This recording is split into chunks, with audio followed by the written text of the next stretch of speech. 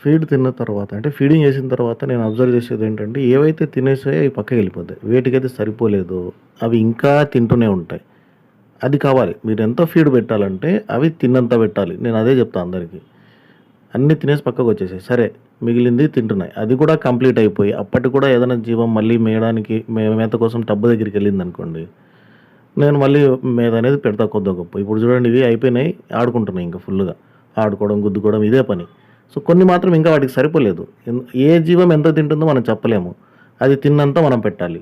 అప్పుడే మనము ఫార్మింగ్‌లో సక్సెస్ అవుతాం. నేను ఇంత పెడతా అంతే పెరుగుతది.